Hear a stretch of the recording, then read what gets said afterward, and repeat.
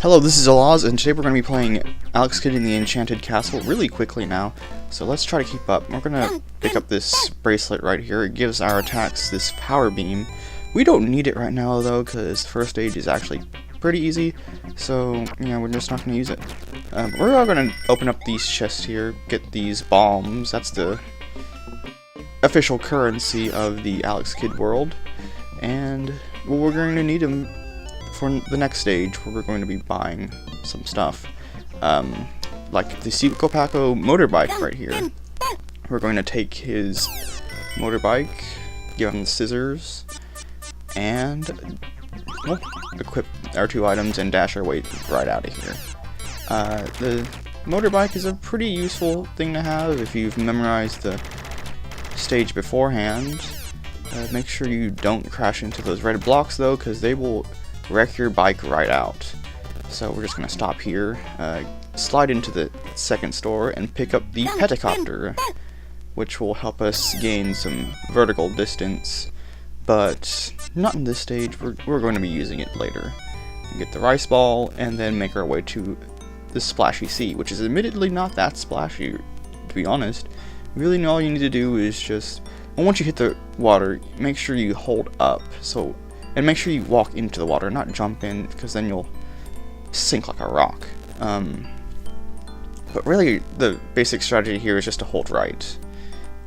Hold right, and once you see the bubbles, you'll know you're close to the end of the level. Now we have the Scorpion Desert, named so because of the scorpions. I hate freaking scorpions. Gonna ride our way right through the motorbike, because this stage is stupid. Okay, no, it's not as stupid as, say, some of the later stages, but I hate scorpions. I think I've already said that. Okay, so here we are at the pyramid. This one's a little more cramped than the desert, so it'll be a little more difficult to use the motorbike, but if we just start, let's take it. We forgot to jump there, so we're gonna try again. Slowly make our way through here. Jump, and then we jumped too early, so we've lost the motorbike, but it's alright, because the rest of Paper Rock here is pretty easy to traverse on foot.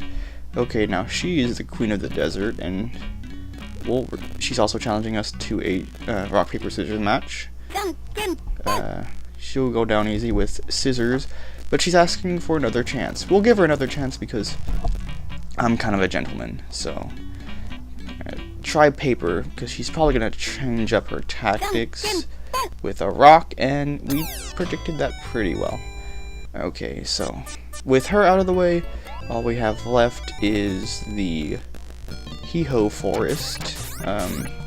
Unfortunately, there are no Jack Frosts here, but this stage is pretty tricky, so we're going to have to take it a little slower here. It is possible to dash through it with the motorcycle, but that's kind of moot, seeing as we don't have it. But the enemy placement here is really tricky. Almost Ghouls and Ghosts-esque, but not particularly so. We got the pendant. It lets us predict the moves of the next match from our opponent, but we might be using it a little later. We just gotta know where those baboons will spawn, and those freaking bees. I don't know how. A lot of my runs have ended at this particular stage because I would jump. I wouldn't be able to control the momentum of my jump, and I'd run into a freaking bee.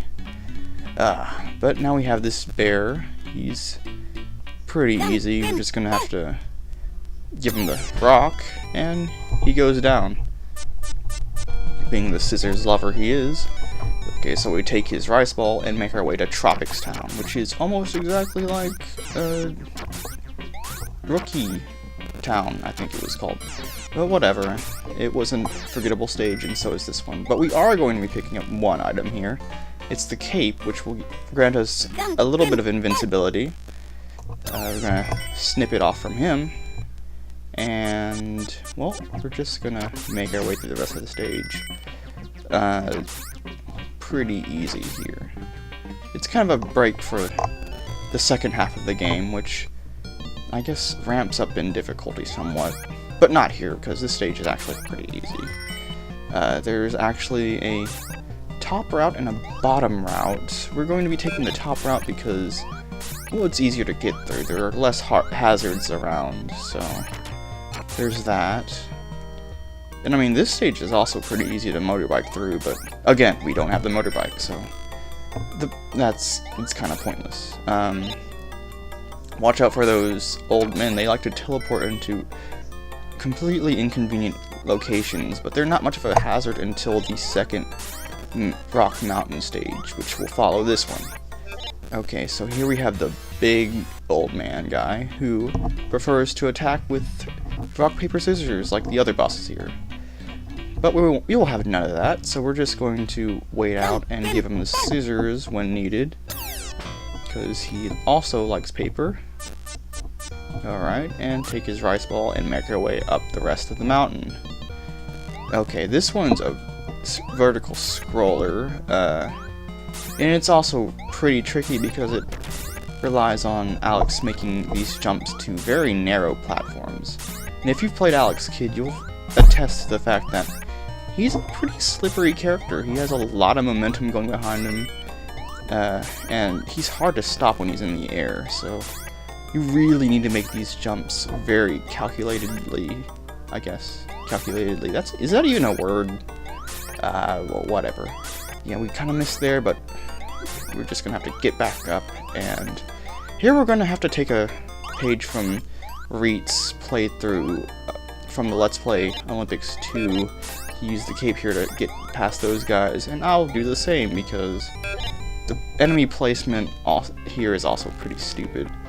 Okay, so now we're into the sky, which is a little bit harder than Splashy Sea, but what you need to do is just take the pedicopter and stick to the ground. It's the closest to the ground as close as possible, because the enemies won't hit you there.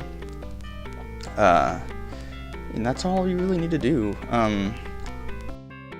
Well, this stage also gives you another pedicopter. That's another thing. So now we have 2 pedicopters in our inventory, and we are going to be using both of them for the last stage, which is actually a 3-parter, the Sky Castle. Now we're not going to take the front entrance because they'll be expecting that, so we're going to be taking the easier under entrance, I think. Just gonna have to jump over that lava and make our way through those soldiers, and then we've come to this part.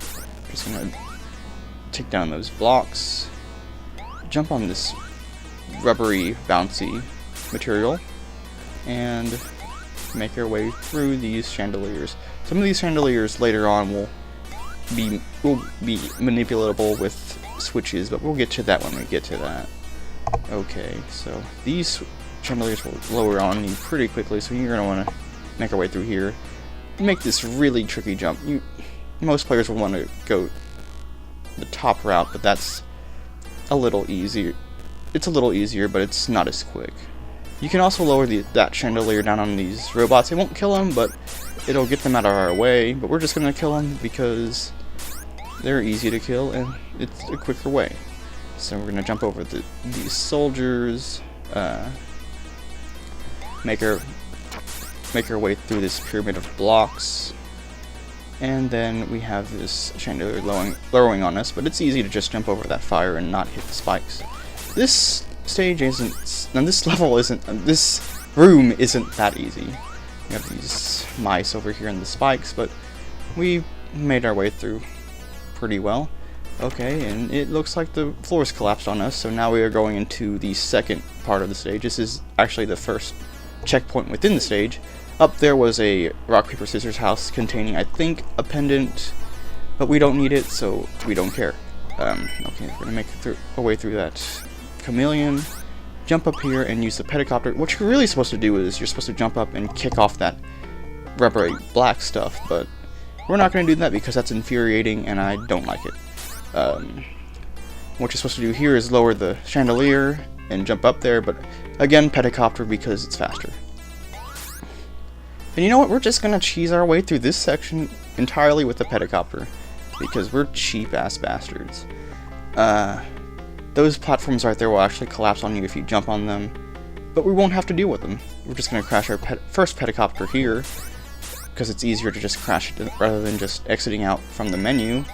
take down these soldiers, and then what you're ideally supposed to do is again lower the chandelier thing. But again, we're just gonna kill the robots because I mean this isn't some sort of Gandhi run or anything like that. Okay, make our way through this bouncy room, pretty easy. But make sure you don't fall through the middle of the hole, otherwise you'll hit the mouse and you'll die, and that would suck. Okay, so we're gonna run over here, hit the switch, make our way down this hole. Make sure you don't land on that chameleon's tongue, because that would suck.